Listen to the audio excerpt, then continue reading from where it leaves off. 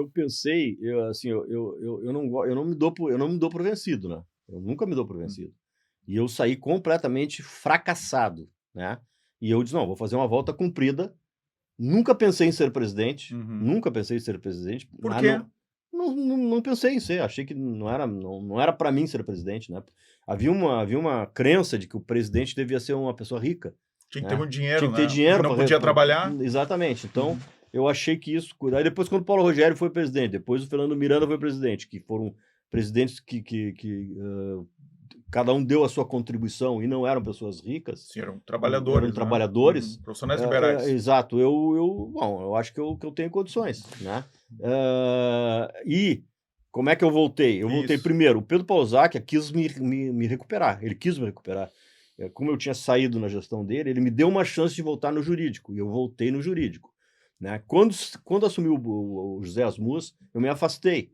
Né? Eu fui vencido na eleição que ele ganhou do Arthur Dalegrave, então eu me afastei, fiquei fora do clube 4 anos. Aí o meu filho, Martin, começou a jogar na categoria de base do Inter, com 10 anos. E aí eu passei a frequentar as categorias de base. E aí, como o setor era muito desorganizado, estava muito sucateado, eu comecei a ajudar as categorias de base, né? Fazendo rifa, fazendo sorteio organizava galeto entre os pais para arrecadar dinheiro, para pagar ônibus, para pagar determinados profissionais que não havia no setor. Né? E de uma maneira voluntária foi te envolvendo. Exatamente. Aí comecei a conviver. Ele nem participava de competições naquela época, né? Porque não tinha dinheiro para logística. Não tinha dinheiro para quase nada. Aí eu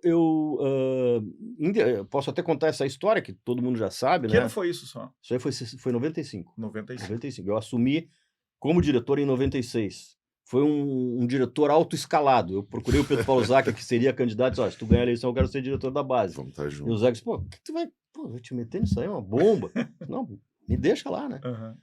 Mas tudo decorreu dessa convivência em função do meu filho, né, do Martin, e também porque em algum momento teve um domingo de Grenais, 3 Grenais, e o Inter usou em todos os 3 jogos a mesma camiseta. Isso aí me deixou completamente deprimido, chocado, abalado, e eu disse, não podemos deixar o clube dessa maneira. Vamos dar um jeito. Sim, faltava dignidade para a base, e aí tu consegue justamente fazer um diagnóstico preciso. E hoje, se a gente for pensar, não tem como fazer gestão de futebol sem investimento em produzir jogadores, até pelo abismo que existe hoje de arrecadação em relação a Flamengo e Corinthians. É a única chance. Agora, eu queria te fazer eu queria voltar um pouco lá para Cacequi, porque o programa tem muito desse espírito.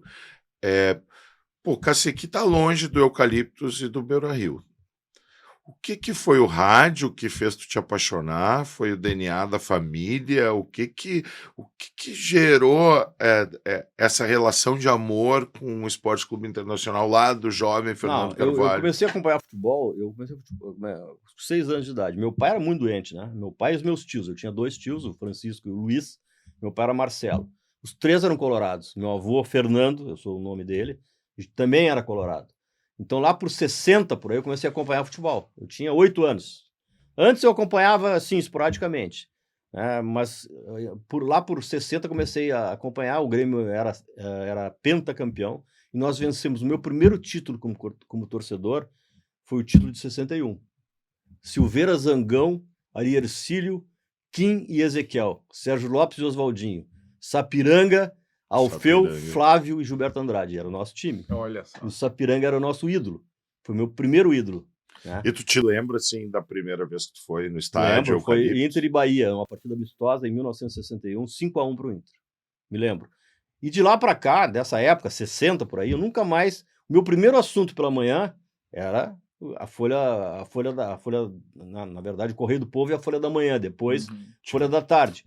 Né? Depois tinha o jornal Última Hora também, que depois passou a circular com mais intensidade, também eu focalizava. Os plantões da Rádio Guaíba, que na época era a grande emissora que havia, né? Os plantões, tinha um programa que começava 8 da noite e terminava no plantão de estúdio. Eu assistia, ouvia todos esses programas, né? Tinha 2 revistas que vinham com notícias do centro do país. A Revista do Esporte, né, que chegava em Porto Alegre na quarta-feira, e a Gazeta Esportiva Ilustrada, que chegava em Porto Alegre na quinta-feira. eu era o primeiro, às 2h da tarde eu estava na banca. Lá, Estava na banca para comprar. Então, eu tinha muita informação, e aí por isso eu falei antes na minha informação, eu tinha muita informação sobre o futebol geral no Brasil, né? Era semanal, mas time do Flamengo, o grande Botafogo, né, da década de 60, com Garrincha, com Paulo Valentim, com Quarentinha, com Zagallo, Amarildo. Tu se interessava muito por futebol. Eu me interessava muito por futebol. E nunca jogou futebol, Fernando? Eu joguei, mas não joguei bem, né? Joguei mal. Lá fora, no meio da pionada, quem organizava... Sim, mas tá no DNA, porque o Martin jogava bola, né? Agora, quando tu fala em informação, tem a famosa sala com várias TVs do Fernando Carvalho. Como é que é essa sala? Quantas TVs mesmo? Quantos pontos de net tinha lá? Como é que... Fala um pouco isso. Eu sempre vi, tu viu, esse dia eu tava vendo Figueirense e América de Natal, né? Eu já via, no tempo que eu era casado, eu tava um dia em Punta del Este e aí me atrasei para o compromisso social, né? Eu estava vendo Maldonado e Melo.